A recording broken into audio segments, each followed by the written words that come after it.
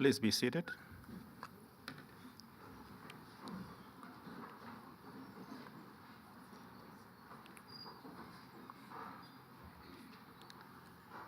A very good evening to you all and a very warm welcome to this inaugural address organized by the Faculty of Humanities. Allow me to recognize the following people who are among us today. We have the director of the Center for Augmentative and Alternative Communication, SAC for short, Professor Shakila Dada.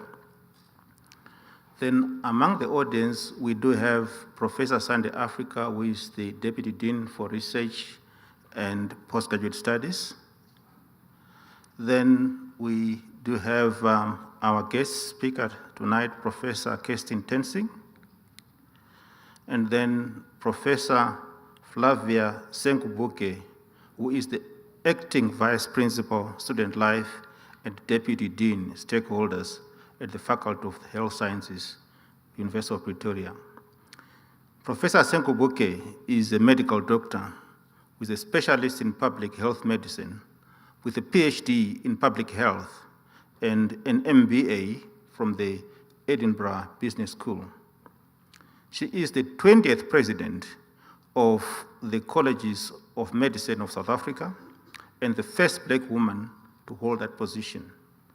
The CMSA, for short, is the apex body of medicine in South Africa. She is the current chair of the World Health Organization Afro-Region African Advisory Council on Research and Development. She's also the president of Women in Global Health, South Africa, and interim vice president of the East Central and Southern African College of Public Health Medicine. She is a fellow of the prestigious Kofi Annan Global Health Leadership Program and was recognized as one of 50 powerful women in South Africa by the Mail and Guardian of Women in 2021. In 2022, she was recognized by the Harvard Public Health as one of the 25 standout voices in African public health. Professor Senkubuke, I now invite you to address the guests and introduce Professor Kerstin, our guest speaker.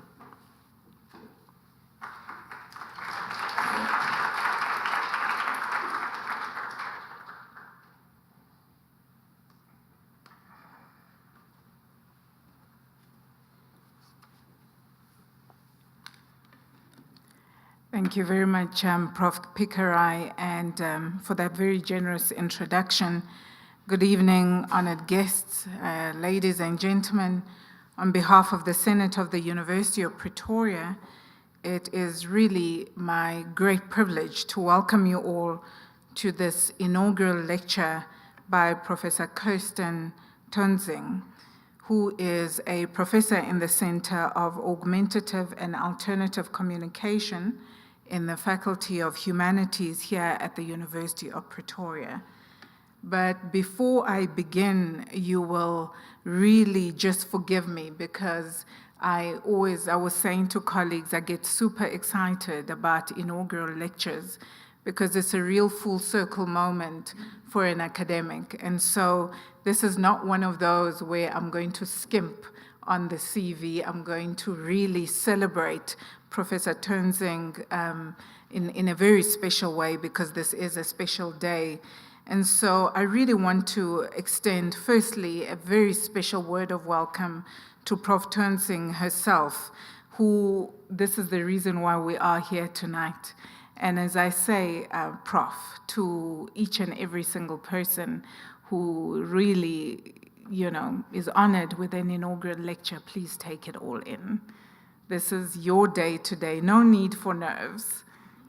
No need for nerves at all. Take it all in and enjoy it. I also want to welcome Prof. Tensing's father, Roof Tensing, who incidentally, I was told as a tidbit, was a librarian here at the university for more than 30 years. And so we really want to welcome you back. And I also want to really welcome Sabrina, who is Prof. Kerstin's bonus mom, who works as, for a very long time, who worked as a special schools teacher with children with visual and multiple disabilities, and she's done this for many, many years. And so these kinds of achievements, colleagues, do not happen in isolation. And so in a special way, I really want to welcome all the members of the Tonzing family. And I want to recognize you this evening because this is also your moment, because this really is your daughter, your sister, your cousin, and you are all here, your friend, and you are all here to celebrate her, and in your own special way, big or small, please also honor her and feel that you have also contributed. I also want to recognize my colleagues from the executive and also again recognize the Deputy Dean, Prof. Innocent Pikarai, who's standing in as Dean this evening.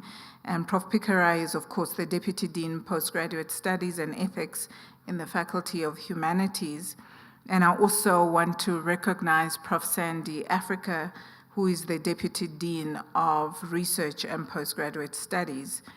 And also allow me to recognize the management of the Faculty of Humanities and all the colleagues who are here, and many of them who really have made sure that today will happen. And they told me a little bit that they are looking forward to taking a little bit of a break because they've worked so hard.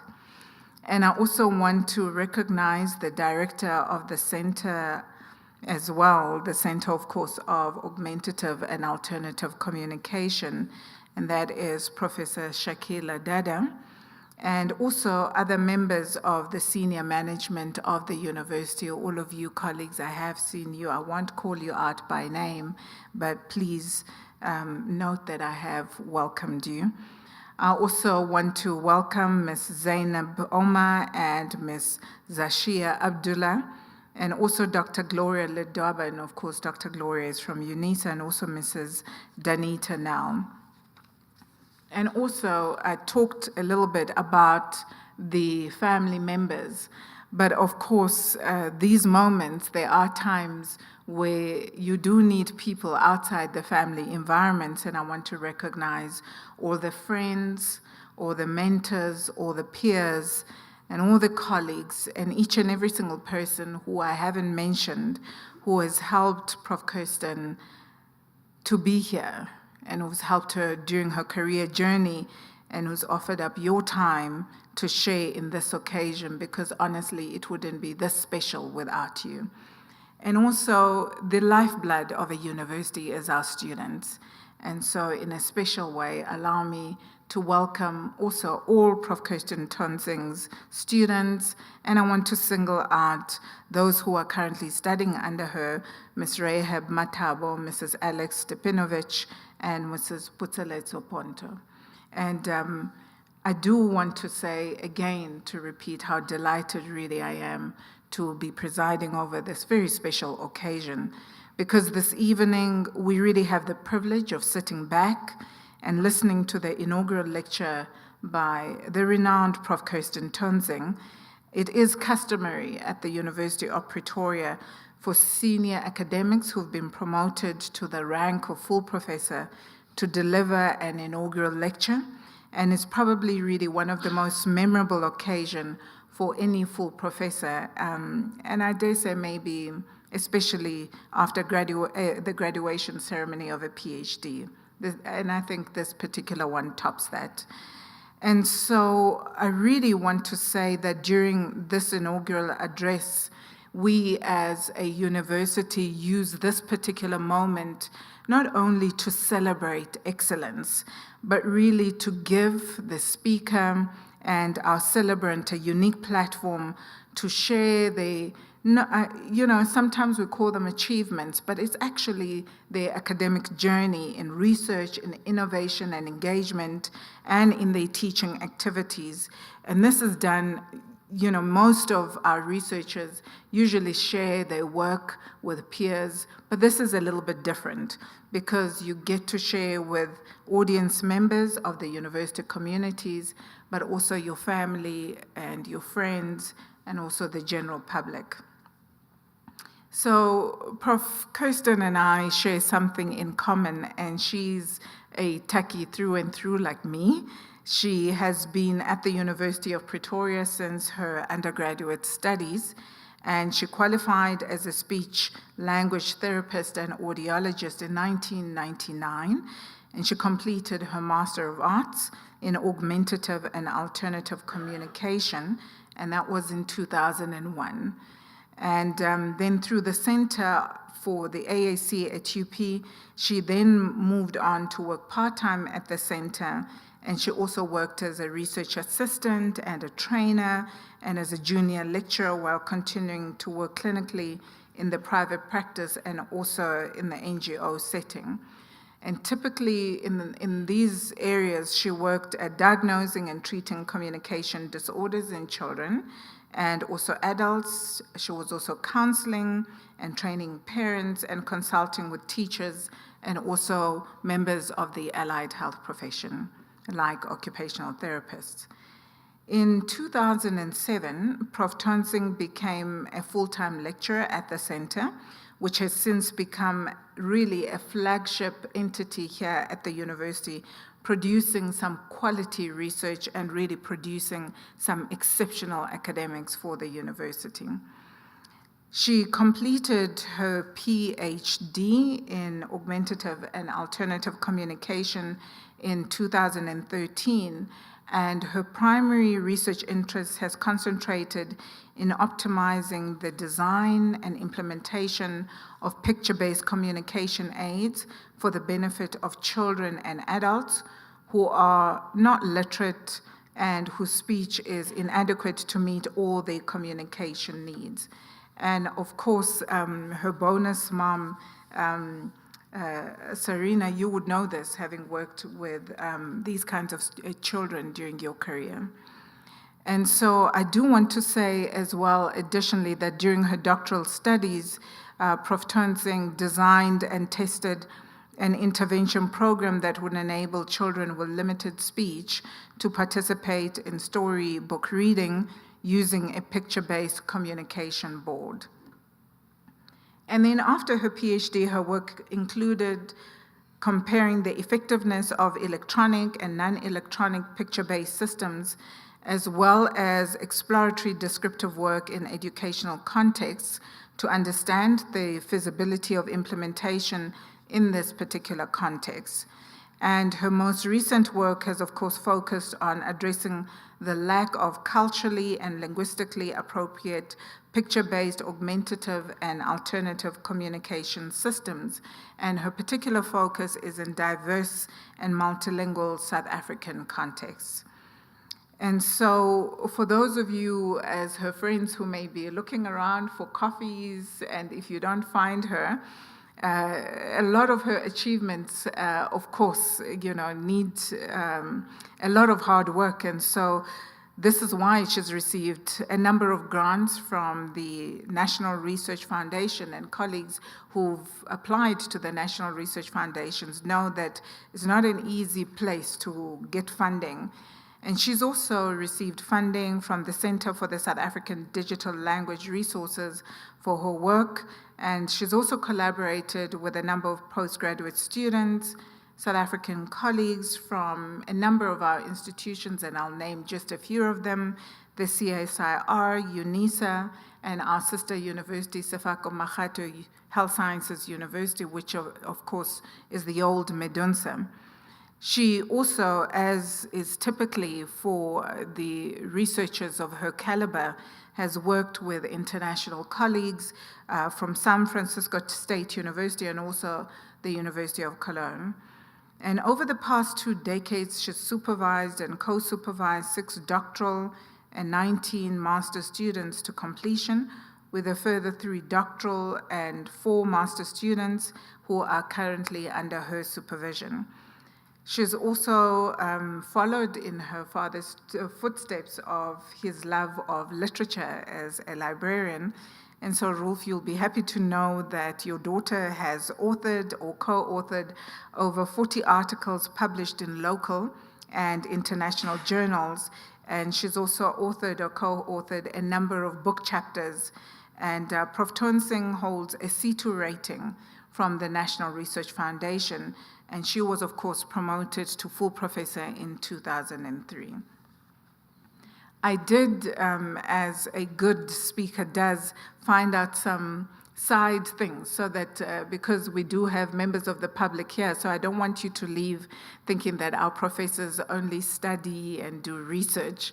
And so I did ask Prof. Tonsing, around whether she has any hobbies besides the work that she's doing, and she actually chuckled and said, "What hobbies?" But of course, being, a granddaughter of two teachers and also her father, Rolf, who is a librarian, it should come as no surprise that she really loves books, and she enjoys, of course, reading biographies, historical fiction, and also children's stories. She also, in her spare time, dabbles in watercolor painting and paper crafts, and she loves meaningful and small group conversation, especially with children. And so it's no surprise then that the title of her inaugural address this evening is quite apt, and she's titled it, "Picture That, Picture-Based Communication Systems in the South African Context." It is true that human beings are wired to communicate, and meaningful connection with others is very integral, not only just to our well-being, but certainly to our mental health, and quite literally, I would say, our survival. And so when children are unable to speak because of disability, they face significant risks of being excluded from family, from community, and also from educational activities. And so picture-based communication systems have been used in augmentative and alternative communication to mitigate these risks and also compensate for the communication challenges that the children may experience. Although strides have been made to improve the design and implementation of such systems to support children's language development and foster communication autonomy, the developments have mainly occurred in Western cultural and also linguistic contexts.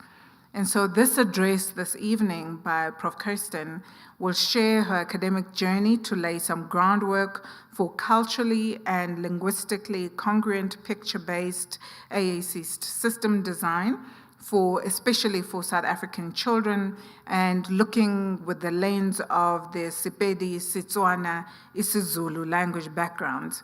She'll also report on findings from studies on stakeholder perspectives, the results from corpus-based vocabulary studies, and a Sepedi system design study. Further, she'll also discuss the potential of future mobile technology-based AAC systems for the multilingual South African context. And of course, this is really groundbreaking because in our context, most people are very much multilingual. And she'll also be looking at the role of human language in technology. Lastly, Prof. Tonsing will be discussing the need for integrated implementation plans involving role players such as educators, parents, and speech-language therapists to optimize system implementation and realize communication access for children in the linguistically diverse South African context. I have no doubt and I have full confidence that this evening's lecture really promises not only just to be insightful, but very much knowledgeable and also exciting to all of us. And so without much further ado, please put your hands together for Prof. Kerstin Tonsing.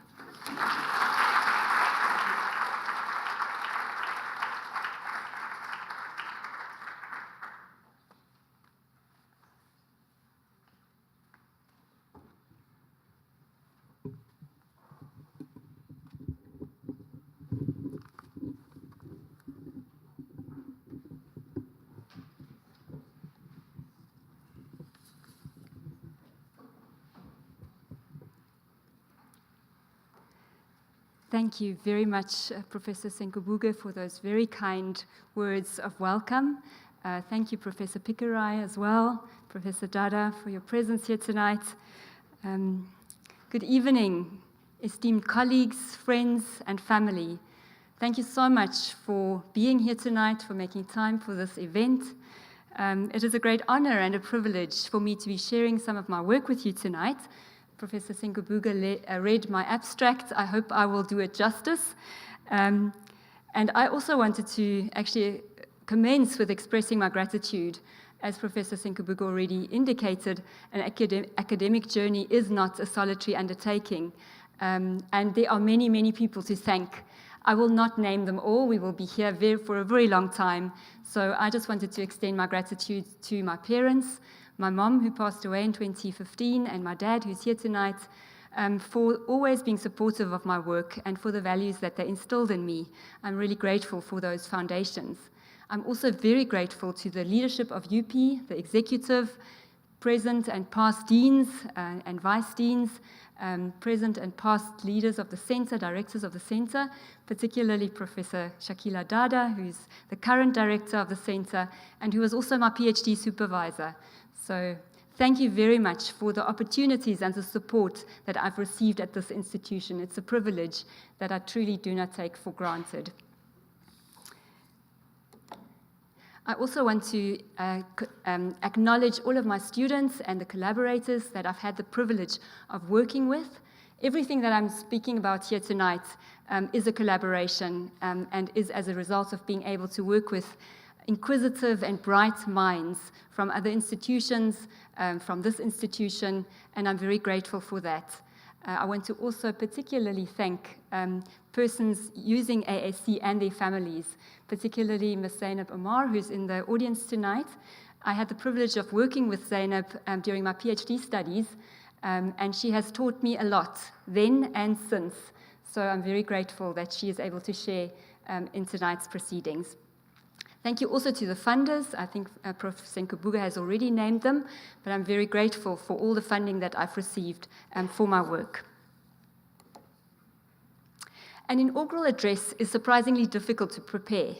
I went through phases of thinking I had nothing to say, realizing I had far too much to say, and ending up realizing that I have far more questions than answers. But for an academic, that is not a bad thing. So what I want to share with you tonight is just some conceptual foundations that form the backdrop of this field called augmentative and alternative communication. You really have to concentrate to say even the word. So some conceptual foundations. Then I want to share with you, I want to introduce the field to you, and particularly picture-based systems and the work around that, and end off with some of my most recent work focusing on AAC systems for the South African context. What I hope to show is that the field of AAC is in need of a systemic and constructivist understanding of communication that acknowledges diversity and makes room for stakeholder voices. So that is what I'm hoping to show throughout this address. My undergraduate studies in speech-language therapy and audiology laid some important foundations that were refined and clarified over the years. Three important constructs that I want to discuss with you tonight are firstly communication, secondly language and speech, and thirdly the development of these skills. So let's start with communication. Humans communicate. In fact, it is hard to imagine any coordinated human activity without communication. The lawyer communicates, the doctor, the grade R teacher, the politician. They all need to communicate to do their work. Mothers and babies communicate as they learn each other's cues. Children playing in the yard communicate. Teenagers gaming communicate. And friends communicate over a cup of coffee. Anthropologists tell us that communication is one of our species' super skills. Communication makes it possible for humans to cooperate in groups, to combine their skill, strength, intellect, and ideas. It has enabled the transmission of knowledge from one generation to the next that has enabled the human species to survive, thrive, and develop. While some communication can be instrumental, such as placing an order at a restaurant, a lot of communication, human communication, is social, speaking to our need to belong, to be known, and to connect. Coming from a Christian worldview, I believe that the ability to communicate is God's gift and design, enabling us to connect with Him and to connect with each other. Surprisingly, we seldom spend much time thinking about this ability. Most interactions happen so spontaneously and effortlessly that we hardly think about how they happen. We simply take for granted that we will be able to greet our spouse in the morning, urge our children to stay on track during the morning routine, catch our colleagues up to our weekend activities, and debrief at the end of a day with a friend. We don't think about it, we simply do it. These extraordinary skills of communication as humans rely greatly on our ability to use language. This is manifested in our ability to speak, to interpret speech, to read, and to write. Speech is typically the first manifestation of language. Basically, speech entails the production of sounds by the vocal tract. Each spoken language is composed of a finite number of sounds that range between about 25 to 50. English, for example, has 44 sounds, with some variation, of course, depending on accent and articulation. Speakers combine these sounds according to conventionalized rules. These sounds are then interpreted by the communication partners and treated as meaningful symbols in order to arrive at a common understanding. Speech is an incredibly powerful communication tool. It is efficient, it is produced fast and effortlessly without any external aid. It is effective. A finite set of sounds is combined in different ways to generate an infinite number of novel meanings and patterns. It is also personalized. Each person's speech is entirely unique. It is an expression of their identity in terms of their voice and their choice of words. Children across cultures and geographies learn to understand and use speech to communicate. According to Vygotsky's social constructivist perspective, language acquisition is a process by which children become enculturated. That is, they come to learn their culture's methods of communication through a socially and culturally driven process. Adults and older children scaffold this development as they adapt and respond to the young child in ways that enables the young child to gain meaning from the language that is used around them. Children are also active in this process. They are investigators, observing, testing, using, and creating words and sentences. The developmental achievements of children in this regard are quite remarkable.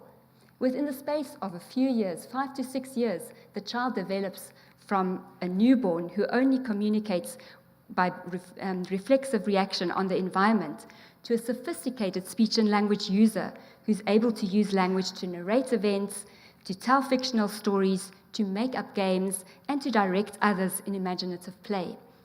Through the use of language, children learn to both assert themselves as autonomous communicators, developing a sense of identity and a sense of self, but also to cooperate and comply with those around them.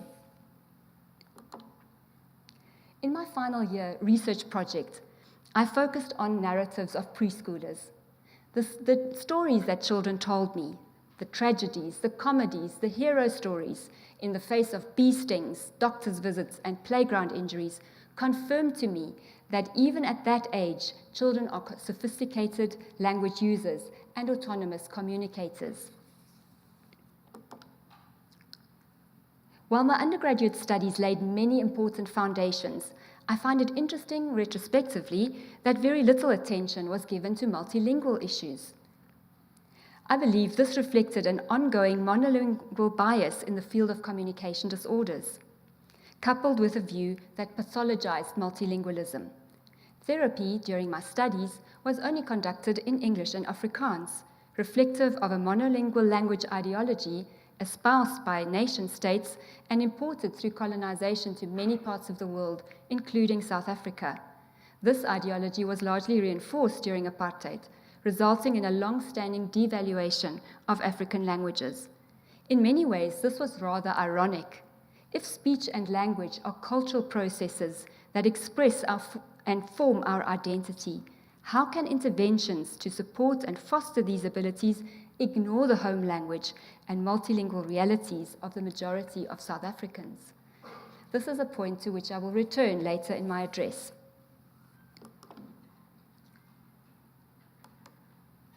I want to now introduce the field of augmentative and alternative communication, or AAC for short, to you, with a focus on picture-based systems. I landed up in this field more or less by accident.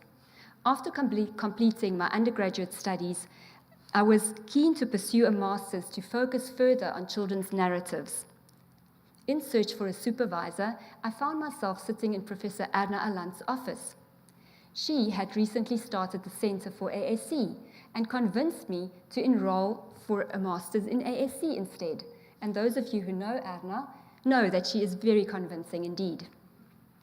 It was definitely meant to be, and it's to this day that I'm grateful that this is the direction that I took. The year 1999 therefore saw me delving deeper into this fascinating multidisciplinary field of research and practice that concerns itself with compensating for the lack of functional speech experienced by about 1.2% of the global population. This population includes children with a variety of diagnoses such as autism, cerebral palsy, and other developmental disabilities. Their language comprehension and cognitive skills might range from unaffected to severely affected.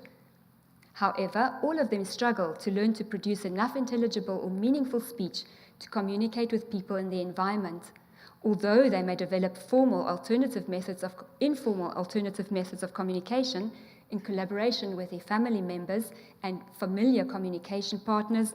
These methods typically remain limited, prone to breakdown, and ineffective beyond their closest circle of partners. As you can well imagine, this results in a host of negative consequences, including social isolation, limited participation in all valued life activities, including education and later on employment. When children are unable to speak, there is a great risk for them to be underestimated, relegated to the role of passive spectator rather than active participant. This has dire consequences for all areas of development. In order to avoid these negative consequences, other or additional methods of communication, AAC, are needed. This includes methods we all use, such as facial expressions, vocalizations, pointing to objects, gestures, and body language, but also somewhat more unusual methods, like using signs from sign language, pointing to pictures on a picture board, or using a speech-generating device, a device that upon the selection of a picture or the typing of a message, speaks a message out loud using computerized or recorded speech. Ideally, these methods should allow children in need of AAC to do what other children do with speech, to narrate personal events, to direct others, and to assert themselves as autonomous communicators. For children in need of AAC, picture-based systems are often used. These systems started to be introduced by practitioners in the 1950s, specifically to children who were not yet literate and whose motor skills made using sign language difficult. Picture symbols representing words or phrases were made available on simple paper-based systems like a board or a multi-page booklet. To communicate a message, a child was supposed to point to the picture. For example, on this board, a child might point to, I want grapes, I like cake, etc. Many of these boards were designed to express basic needs or with particular activities in mind.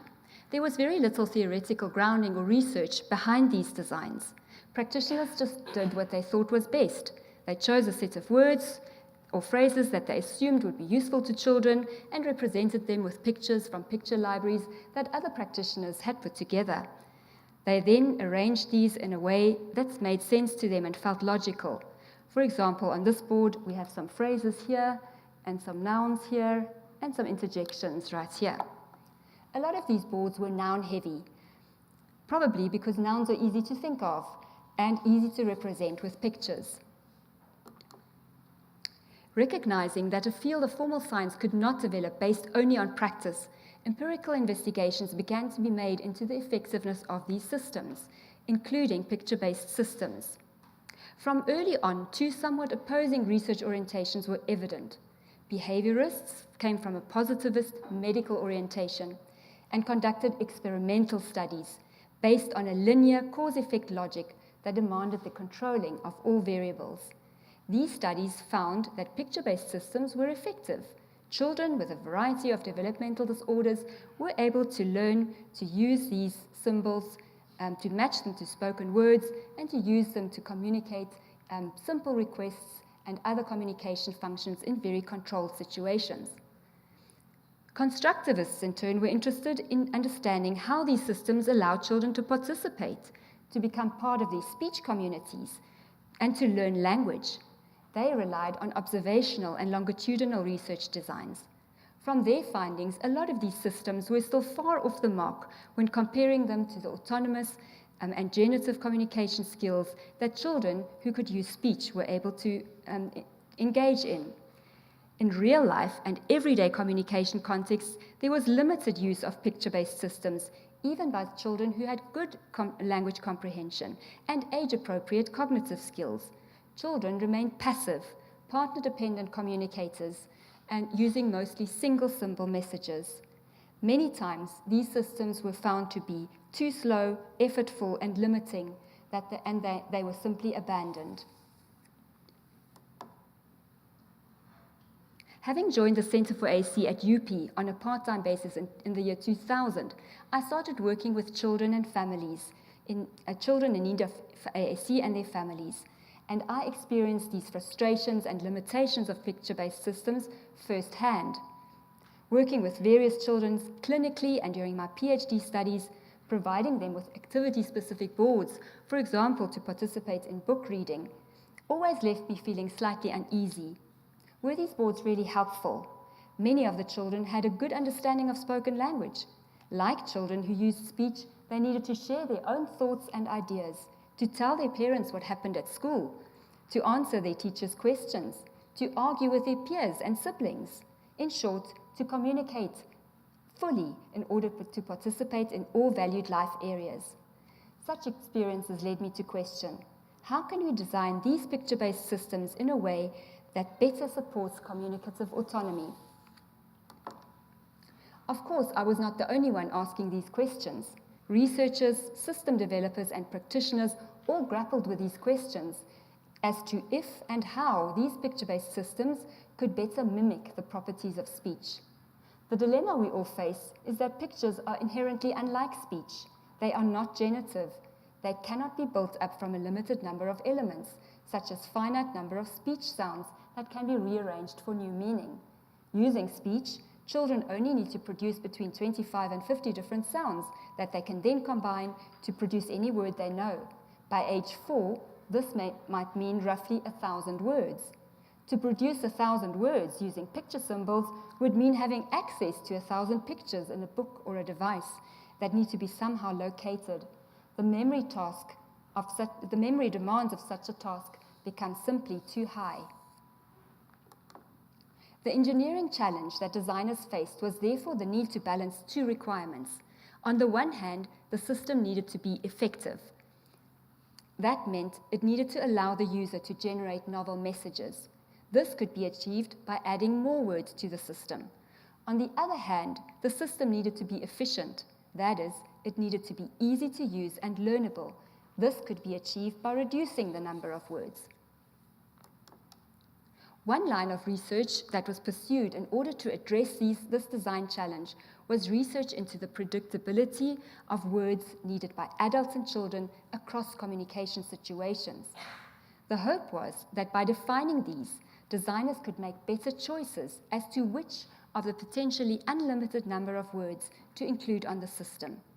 Researchers commenced recording typical everyday conversations, and from the transcriptions, determined which words were most frequently and commonly used.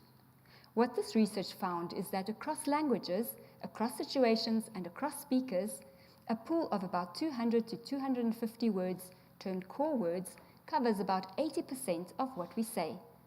It was found that many of these words were not nouns, but verbs, adjectives and adverbs, and also so-called function words. Words like pronouns and auxiliary verbs, which have little inherent meaning, but which are very important to produce sentences. The other 20% of what we say is covered by fringe vocabulary, words that are used less often, are likely to have a very specific meaning, and are associated with specific topics, contexts, and people. Fringe words are predominantly nouns and verbs, and there are literally hundreds of thousands of them. It seemed to ASC researchers and product developers that these so-called core words may be quite useful in picture-based systems. The reasoning was that the inclusion of such frequently used words would allow even persons with no literacy skills to have some opportunity to generate novel messages. Children would be able to tell about things that mattered to them, rather than just being bound by activity-specific vocabulary. Also, the words that were needed to build sentences and therefore move past the single word stage would be available to users.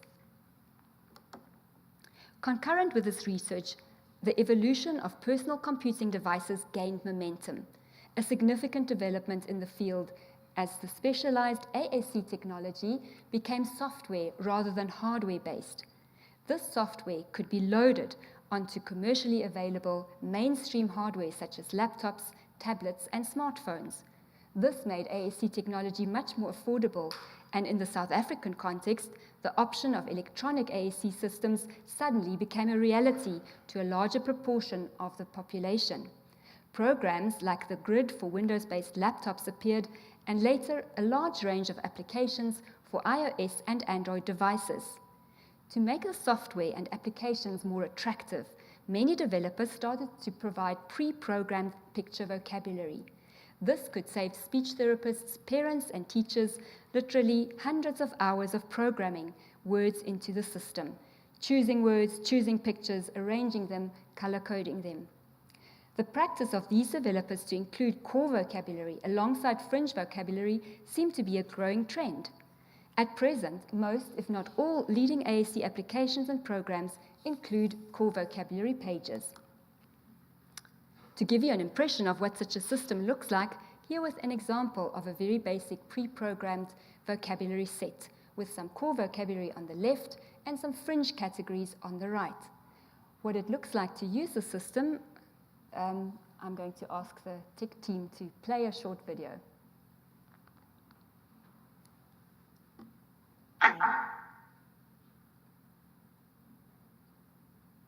Like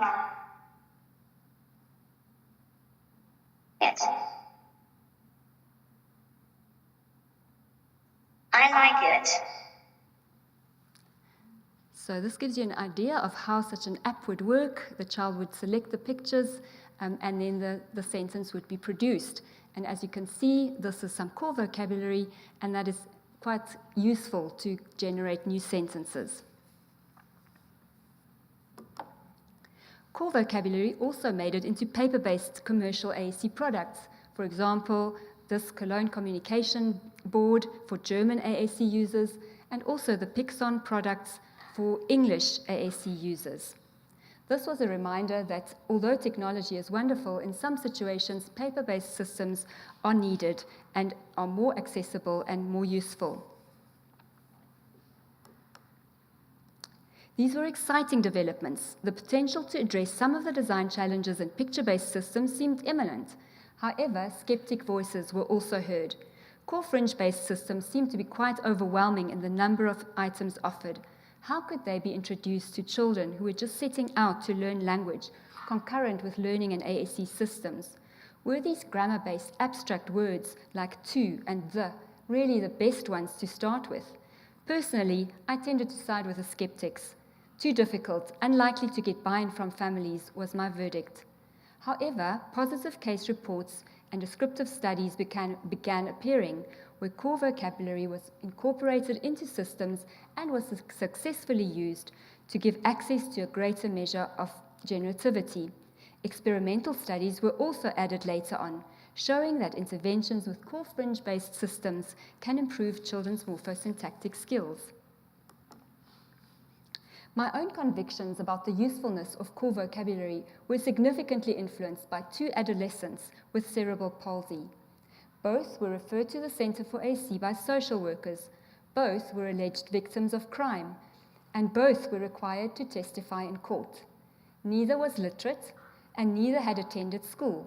Neither had the motor skills to produce signs from sign language, and both were from an Afrikaans language background with very limited knowledge of English.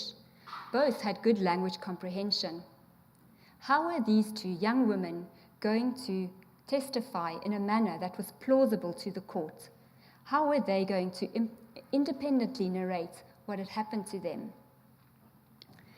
A robust picture-based system with core and fringe vocabulary seemed to be the answer.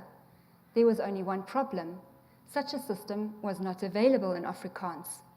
The only way was to compile this vocabulary system myself and program it into the speech-generating devices that had thankfully been sponsored. So, in a rather unorthodox fashion, due to time pressure involved, this is what I attempted doing. It soon became apparent to me that translations of English core fringe-based systems was not really helpful due to the morphological and grammatical differences between the languages. So I had to rely on some Afrikaans vocabulary lists, as well as my own knowledge of the language structure. Despite a tedious and imperfect process, both young women learned to use the system, and one young woman had an opportunity to testify in court and did so successfully. This experience faced me with some unsettling questions.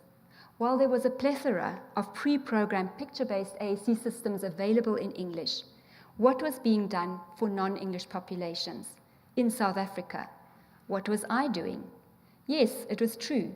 English was used in many schools, and interventionists, myself included, used this fact to justify our use of English-based systems with children whose home language was not English. But was it the best? To what extent was a focus on English truly supporting the cultural and linguistic identity of these children, helping them to be part of their families and communities? Were we ensuring that all children in need of AAC received the best chance at becoming competent and autonomous communicators? What could I do, having severely limited knowledge in any of the official South African languages other than English and Afrikaans?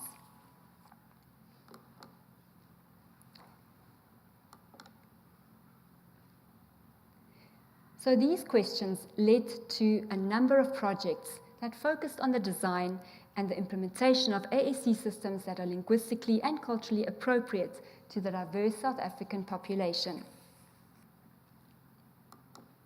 To contextualize this work, here with a few statistics and considerations. Under 10% of the South African population has English as a home language, a fact that often surprises visitors, particularly from Europe and the USA. Most South Africans are not only exposed to multiple languages on a daily basis, but understand and speak them too. While this is indeed a worldwide phenomenon, with more multilingual speakers in the world today than monolingual speakers, the field of communication disorders seems to have a monolingual bias that seems to persist. Multilingualism is often either ignored or pathologized. This despite evidence that shows that children with communication disabilities are not disadvantaged or further delayed by exposure to multiple languages. In fact, multilingualism is a resource to be supported and fostered, enabling social connections and access to a variety of partners and communities.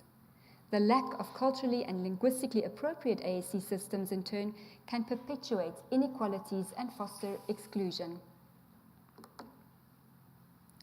These considerations led to a sequence of projects in an effort to, first of all, understand the situation and, secondly, start to address it. The first set of studies aimed at understanding how South African stakeholders saw the situation. Secondly, I engaged in theoretical work with the aim of understanding these stakeholder perspectives from a macro perspective. The last and ongoing set of projects really aims to address this lack of picture-based systems by creating some resources, and secondly, by pioneering a human-centered design process that is the PhD project of Ms. Rahab Mutapo, who is also in the audience here tonight. and I'm sure it would be quite willing to answer questions about it.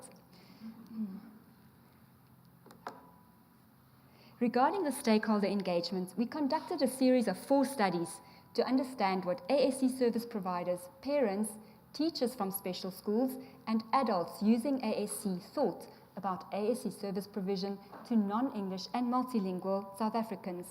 We used focus groups, interviews, and a survey, and I just briefly want to highlight the most pertinent findings. ASC service providers felt that for this population, non-English and multilingual ASC services were the ideal. They agreed that it would be best to align ASC to the linguistic realities of the child and the family. What they were not so sure about was whether it was possible, in light of their own limitations in language proficiency, in light of an education system that seemed to only give lip service to multilingualism, and in light of limited language-appropriate resources for ASC. Some were also skeptical how children in need of ASC could cope with multiple languages. And here you see a quote that exemplifies the skepticism.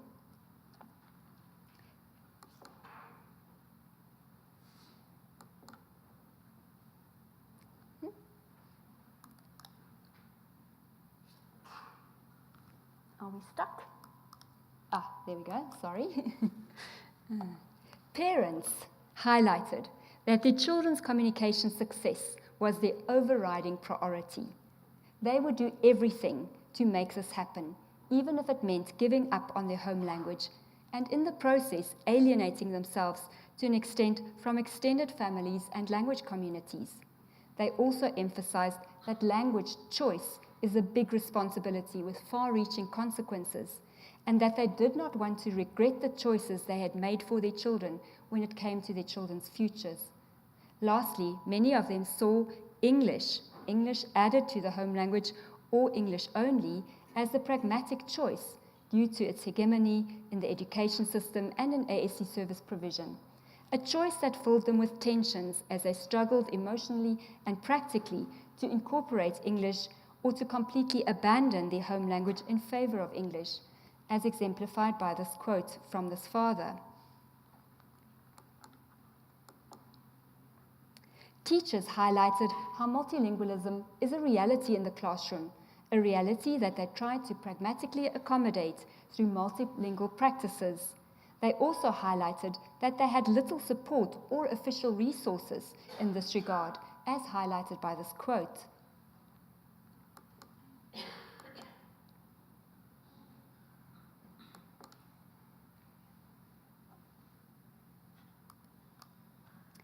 Adults using ASC were the most positive about multilingual ASC options.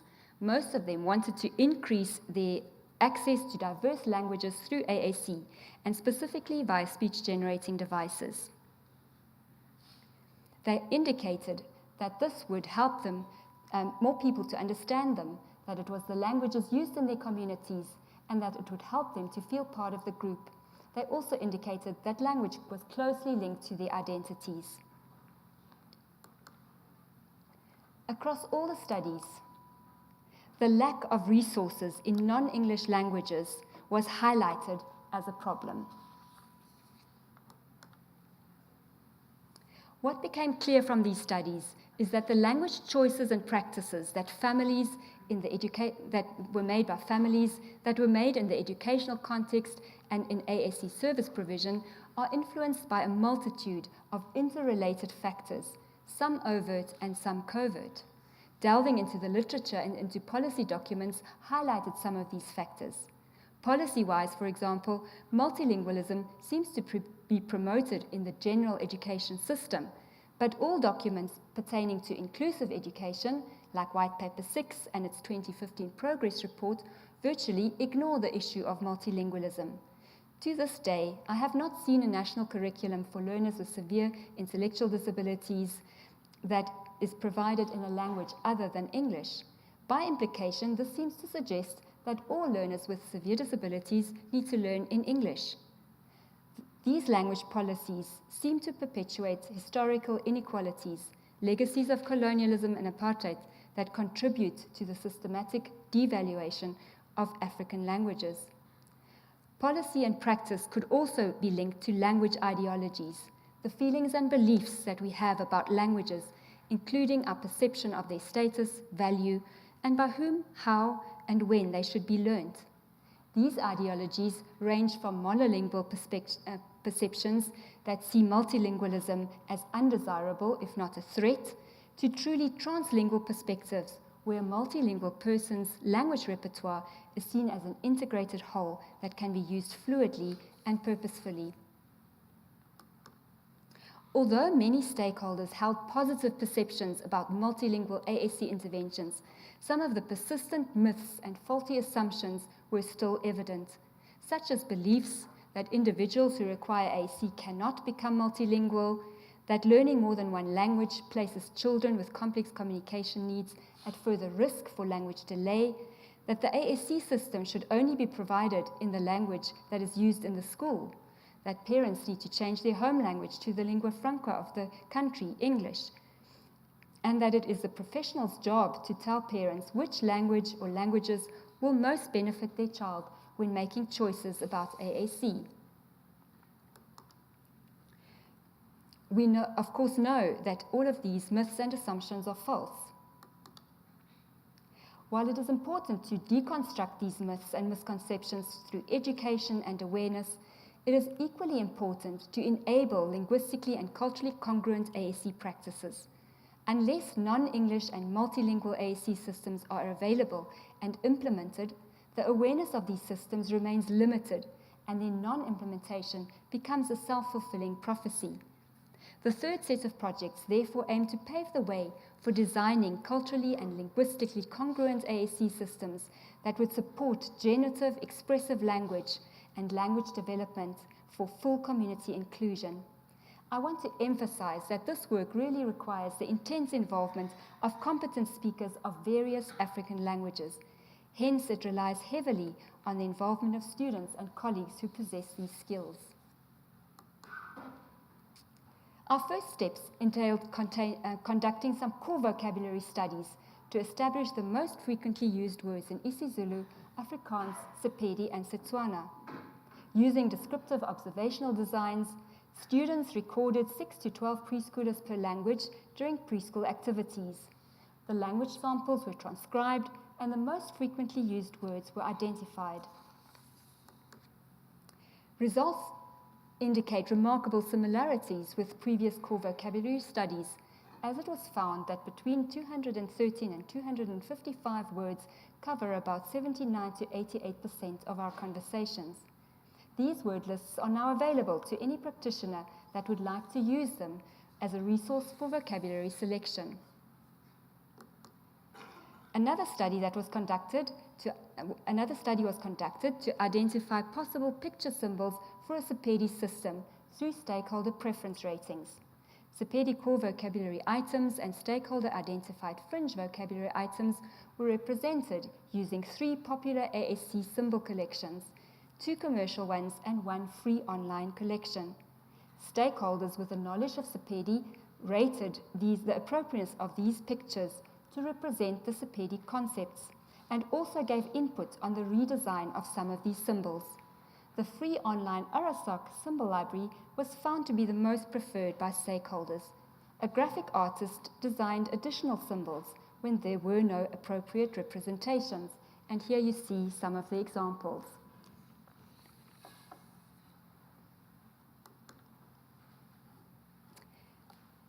The ongoing project of Ms. Rayap Mutapo, who's nearly done with her PhD, entails the development of a Sepedi non-electronic picture-based ASC system through a human-centered design project. While I'm not going to go into the detail here, suffice it to say that the project entails 3 phases with stakeholder involvement at every phase in order to ensure that the system is well matched to the Sepedi culture and language, but also to the implementation contexts and the needs of children and their various communication partners. To give you an idea, this is what the current 4th prototype looks like. By way of explanation, you can see that there are various core vocabulary items here, and then some empty cells where personalized vocabulary can be added.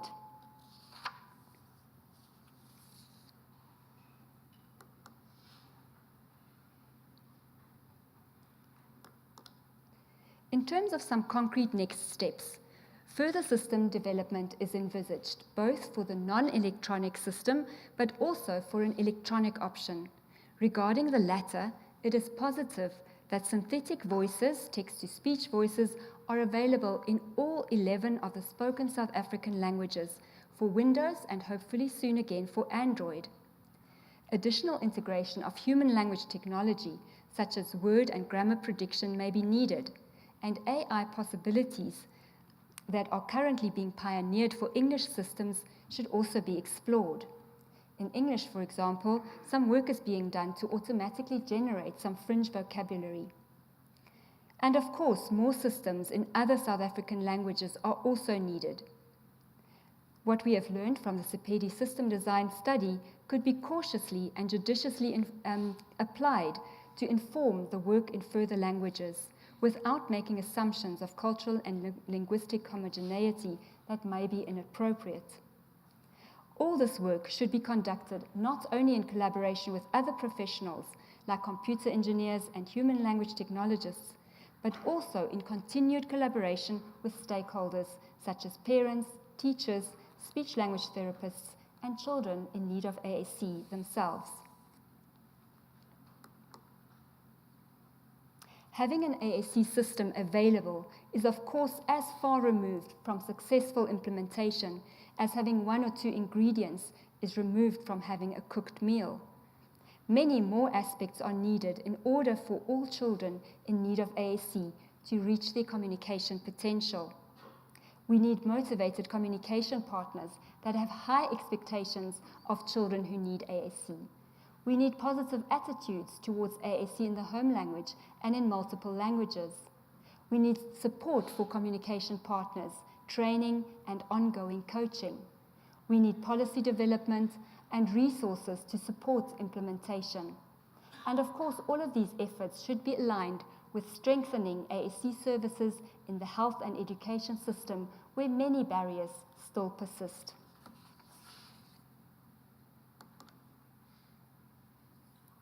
Much has been achieved in the field of AAC as medical and behavioral approaches have given way to constructivist and systemic perspectives that foreground the participation of children in need of AAC in everyday contexts. I hope that my work adds a critical lens that acknowledges and attempts to address some of the intersectional disadvantage that ensues when service models remain Western-centric and blind to diversity, ignoring the lived realities of persons in need of AAC. Only when AAC services become truly responsive to the cultural and linguistic identities of persons who need AAC can inequities be addressed and full inclusion be achieved. I thank you for your attention.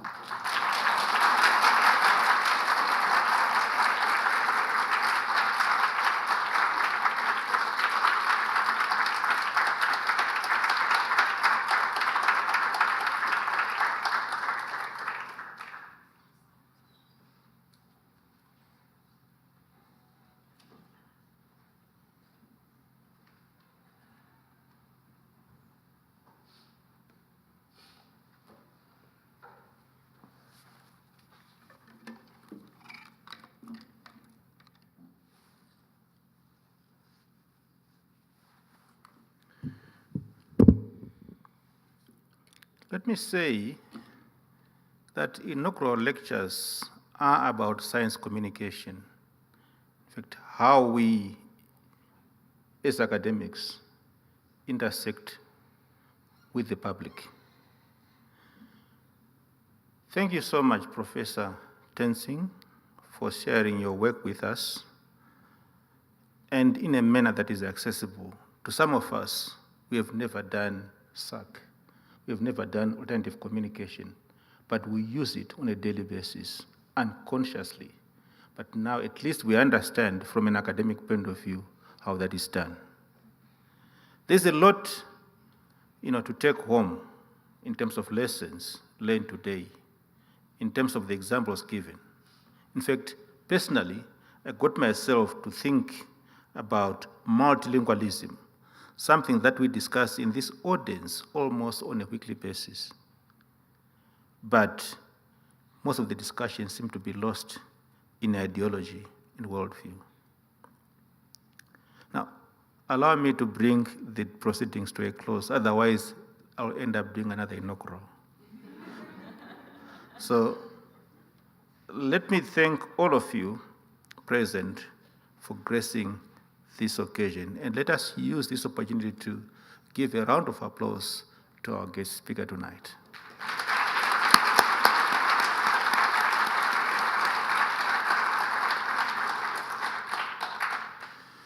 You are invited for refreshments that are served in the foyer. So please rise and allow the procession to exit the auditorium before you follow.